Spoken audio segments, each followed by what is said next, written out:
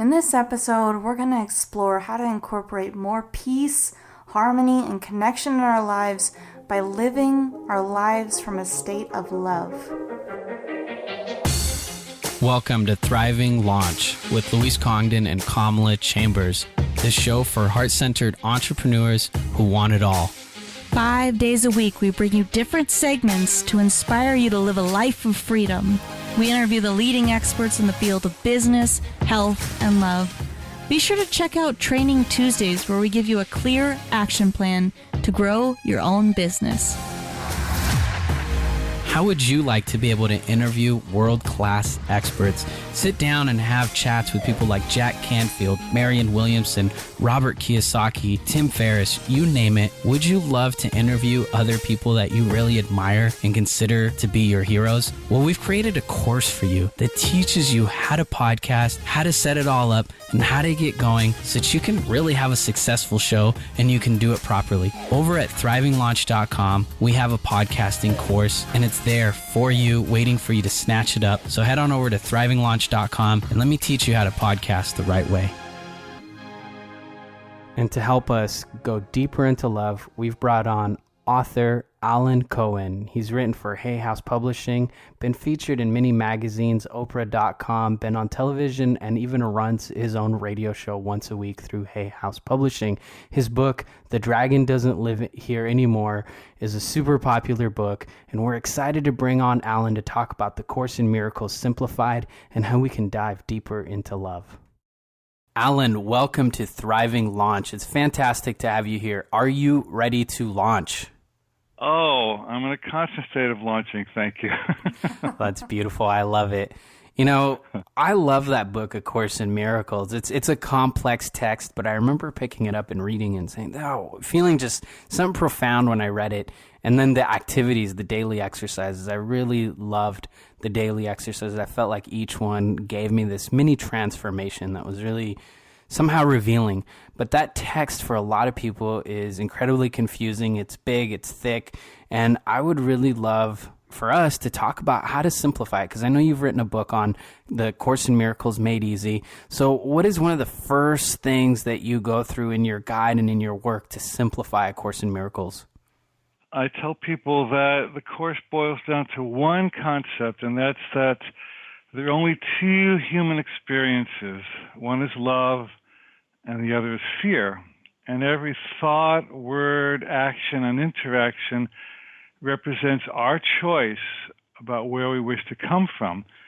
And all human pain is a result of coming from fear, and all human joy and healing and success is a result of coming from love. So if we can just recognize that every moment is a choice between the two and train our mind to choose from love instead of fear, everything changes. It's really beautiful. And when we're in the throes of a moment or in the throes of getting upset about something, or there's turmoil happening in our minds in the moment, how do we practice making that choice of love? Great question. Well, in my coaching sessions, I invite clients to identify the voice of fear and the voice of love. For example, one of my clients is a doctor, and he had to make a presentation to a group of doctors, and he was really nervous. And I asked him, what does the voice of fear tell you? And he said, well, I'm going to flop, nobody's going to like me, I'm going to get bad recommendations, I'm going to not be invited again, blah, blah, blah. That scary voice. I said, great. Now what would the voice of love say by contrast? He said, well, I could really help his people. I could turn them on to holistic principles. This is my field that I love, and they'll probably invite me back. And even if they don't, who cares? I've been true to myself. And I said, well, now, which one feels better? And he said, well, the voice of love for sure. So when we put both of those voices on the table and tell the truth about what they're saying and how each one feels, the voice of fear becomes absurd, actually, and the voice of love becomes very attractive and very real. So that's a very simple process any of us can do when we have a decision to make when we're upset. I really appreciate how you've distinguished the two voices and how important that is, and how easy it is to see which one is love and which one is fear when you break it down like that. One of the things that I really liked about the Course in Miracles is it talked a lot about perception, and that perception is everything. And this is something that we're talking about, is the perception of love and fear and how we perceive things. And then the Course in Miracles goes on to say that at the end of A Course in Miracles, or once people get atonement, which is like this full realization, that we realize there isn't really such a thing as perception. Can you tell me a little bit about that concept? The world that we think is so real is pretty much a story we made up. And we can, if it's a good story, we might want to choose living in it, but if it's a bad story, we can make up another story. Just for example, when I was a kid, you're probably not old enough to remember this, but you weren't allowed, the Catholics were not allowed to eat meat on Friday. It was a sin. And then one day, a group of people in the Vatican got together and had a vote, and it was no longer a sin.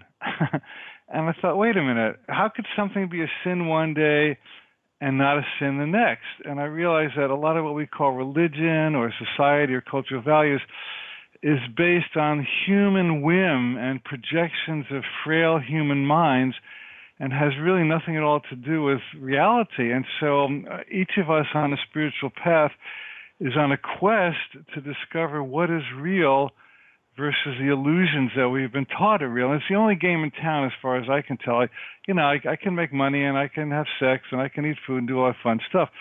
But really, the quest for reality is the ultimate driving force of a spiritual being, which we all are. That quest is constant, right? I mean, we don't just find what we think is real and stick to it. I think it's an ever unfolding expansion of what's happening moment by moment. And Luis and I were having this disagreement this morning. And she lost. We were having a disagreement, and I was trying to move out of those voices of fear. And one thing that I said is, when you do this thing, this is my experience of you. But it doesn't necessarily mean that's what's real, because what I'm perceiving in this moment, like in that place of fear, doesn't mean that that's actually what's happening for you. And so it's two different people with two different views on what their reality is, kind of trying to shove it into the same reality. But I think the principle, what you're talking about here, is that it all comes down to love. That's like the undisputable reality. Is that right? Yeah, exactly. And you're making a good example, because we don't see each other. We see our versions of each other.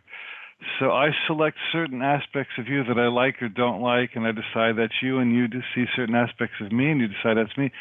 And we're really playing on a very shallow playing field, so to speak. And as you said, if we saw each other clearly, we would be so in love with each other that we wonder why we ever judged each other. In fact, many years ago, Werner Erhard did an experiment. He had a group of people who knew each other and worked together, and he had them sit in a circle, and he had them air all their thoughts and feelings about each other. And one by one, they began with their judgments and upsets and criticism and fears, and he kept going. And finally, the result was all of them said, "I love you." So the idea is that if you can get beyond your judgments and opinions, when you peel all that away, all that's left is love. So my hope is that I can get there even before I wait to peel them all away, and try to find that love energy even before I have to process my butt to death trying to get there. Really reminds me of our interview that we did with Dr. Brad Blanton on radical honesty. And one of the things that he talked about in that interview is learning how to be really radically honest with people and let them know what you're feeling, what's going through you, the filters that you have. Because if we're not doing that and we're not being honest with each other and transparent, we're holding this stuff in, and then it's creating this thick filter that creates this veil, so we don't really see each other and don't really have the space to love each other. That's really what I'm hearing there. Well, I would agree to a certain extent. I think it's really important to express yourself and be honest, because that leads to greater self-awareness. But it depends on your purpose for telling the other purpose. Somebody said people who are brutally honest are usually more interested in brutality than honesty. So if I think I agree with that. And if I value our relationship and I really want to go deeper with you and I really want to cultivate a loving connection, then I can say anything because my purpose is to connect. But if I have a greater investment in being right or arguing or staying separate or getting some kind of reward for being separate, then the expression of my honesty will not lead me to deeper love because my intention was not deeper love. So it really all depends on why you're expressing your honesty and where you intend to get with it. I have a question about people that have wronged us or that we perceive have wronged us. I think the most extreme example that people boil it down to is Hitler, right? And I would love to hear your perspective, and when you are faced with people who have wronged you or that you feel wronged by, what is the ultimate choice? Because I think we hold on to the fear and don't move into the love to keep ourselves safe. Yeah, well, that's a good point, isn't it?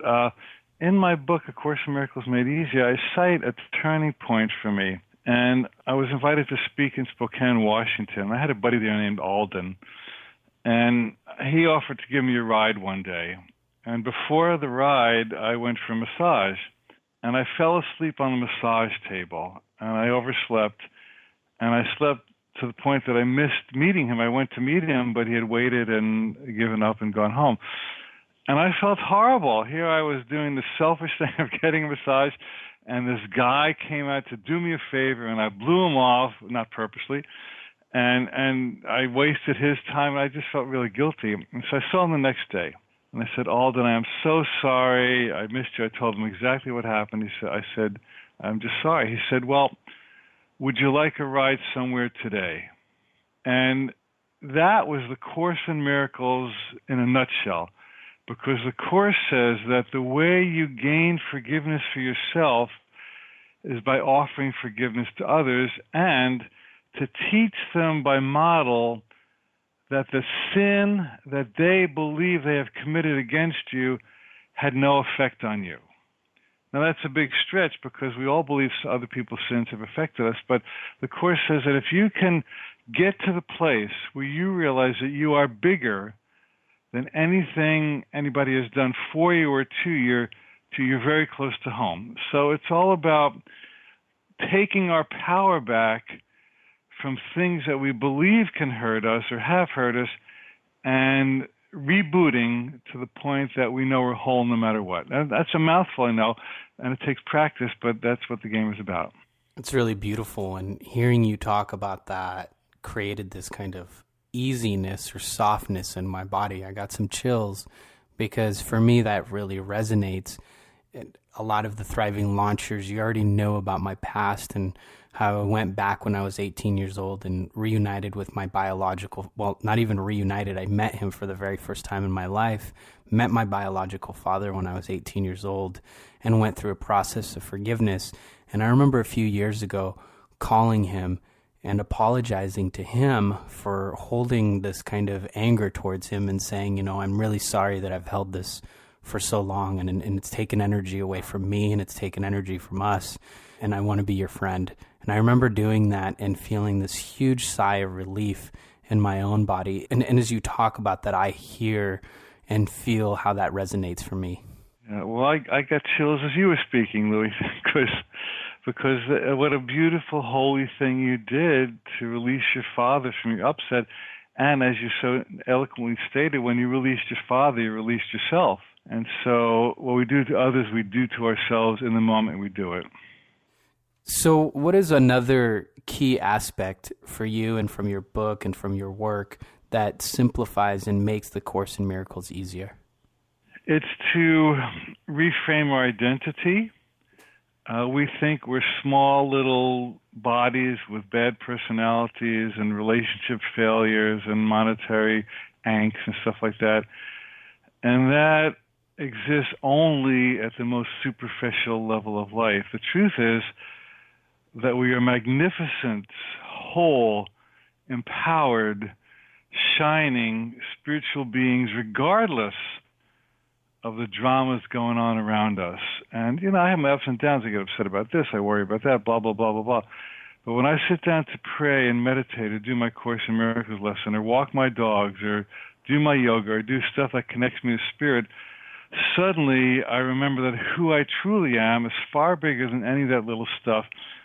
And that reconnection with higher identity gives me a leverage that allows me to walk through the ups and downs of life without being tattered or shredded by the events of the moment. So it's really about, one of the Course lessons that is actually repeated more than the other one is, I am as God created me.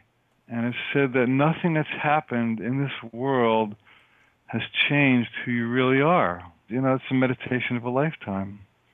So beautiful. And one of my favorite quotes, I believe it was adapted from the Course in Miracles, you're never upset for the reasons you think you are. And that's one that I reflect on a lot when I'm getting upset, and I want to make it about Luis. I want to make it his fault. Hey, you get upset at other people too. No, but for as an example, you're the best example because you're here. But if I want to get upset, it's Luis. It's because he's doing this. Well, if we trace it back, it's not about Luis. It's not even about what's happening in the moment. There's something from my history that's allowing me to bring that trigger forward and see Luis through the wrong lens. I'd love to hear a little bit more about your perspective on that. Well, thank you for your honesty, and God bless you both. You're working on your relationship and you're growing, so that's really commendable. I was on a radio show many years ago with these two wacky guys from New Jersey, and it was kind of a metaphysical show, and they were actually pretty wacky, but they were pretty smart as well. And someone called into the show and said, "Why is there so much road rage?" And they asked me as the guest, and I gave my opinion. And then one of the guys on the show said, "Well, there's so much road rage because people want to be angry and they want an excuse to be angry at something." And when he said that, I thought, "Oh man, that's pretty profound." And what I got from that was that for some odd reason, we take some kind of sick reward in being upset. Like there's a benefit to it that we perceive. It's not a real benefit, but a perceived benefit. And so if you want to be angry, you can find anything you want to be angry at, whether it's Luis or the economy or your body or your food. I mean, you can make up any story that you want. And you might notice also that when you're angry at everything. And when you're guilty about everything. And when you're loving about everything. So it's really a choice that we make. It's a choice that we choose to perceive love rather than fear. In fact, I'll give you one more funny illustration. When motion pictures first came out, a group of cowboys got together in North Dakota, and they watched their first movie in a cabin, and they had a sheet on the wall for the screen. And in this movie, there were a band of wild Indians coming up over the ridge with war paint, hooting and hollering. And when one of the cowboys saw that, this was his first movie, he stood up and he took out his pistol and he fired 6 shots at the Indians in the movie. And everybody laughed and lights came on, and there were 6 bullet holes in a sheet.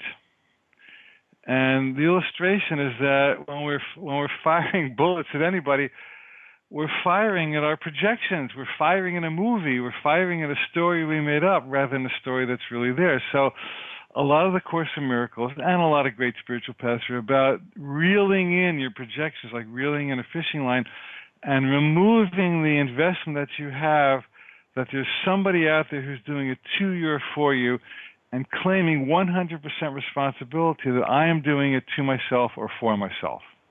I really like that, and it really resonates and is something that I found very true with my own history, and even in just smaller discussions with different people. It is really true. There's a great book that I really enjoy by Colin Tipping called Radical Forgiveness, and in it he says that nothing is happening to you and everything is happening for you. And that for me was a huge shift when I thought about that. Like, wait, everything is happening to bless me. Thinking about something that you said earlier, that we're bigger than the problem. We're bigger than anything that's happening for us. We're bigger than the upsets that happened or the things that people give us or take away from us. I'm curious, what is a good method to really bring that home? Because it's easy to have that philosophically in our minds, but how can we bring that into the heart and into the mind in a way that we feel and live from that space more often?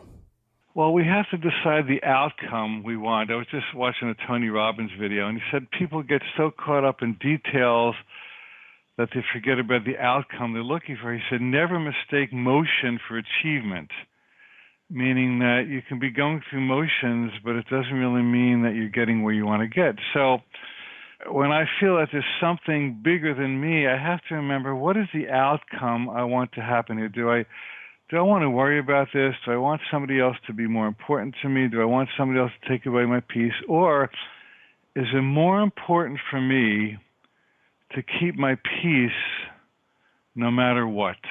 And it is.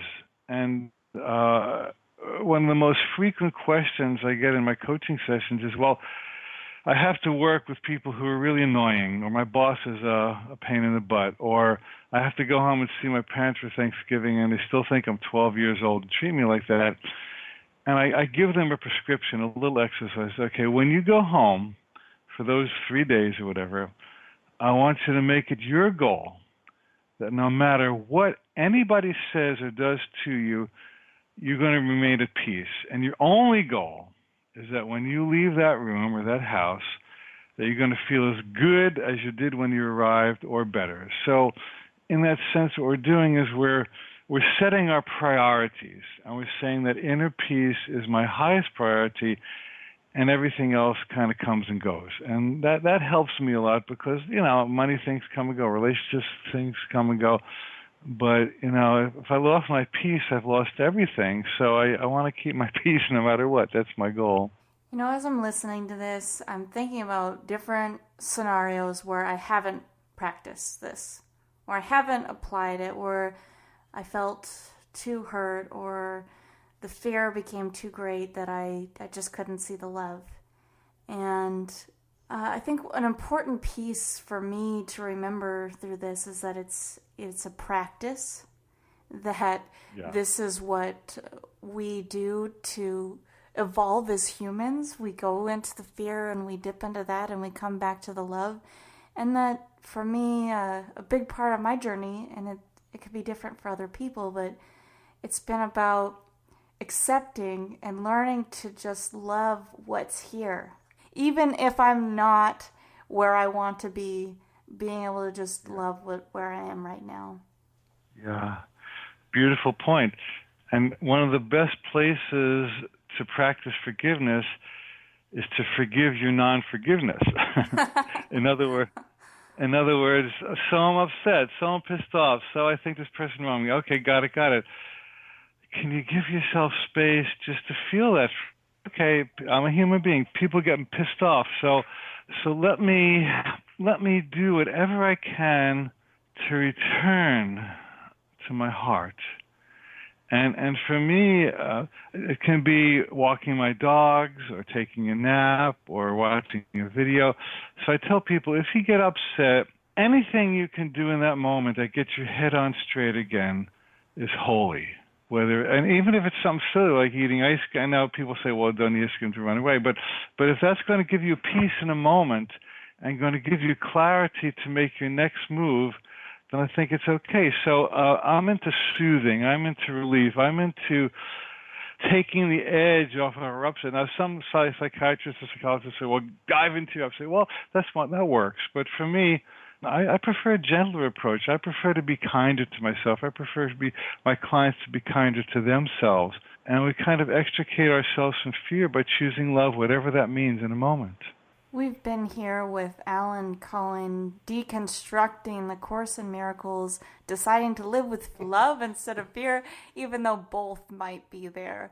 Thank you so much, Alan, for coming on the show. Thriving Launchers, there's some incredible principles and practices for you to go out and implement. And if you want more information on Alan, his website, some of his fantastic books, head on over to thrivinglaunch.com, and we'll see you tomorrow, Thriving Launchers.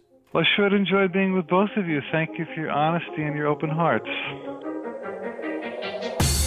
You've been listening to the Thriving Launch podcast. For books and resources related to today's episode, make sure to head over to thrivinglaunch.com. We'll see you there. How do you increase focus and increase the flow state? On our next episode, we'll be talking with Cal Newport about focused work and deep work. Be sure to tune in, and we'll see you on the next episode with Cal Newport.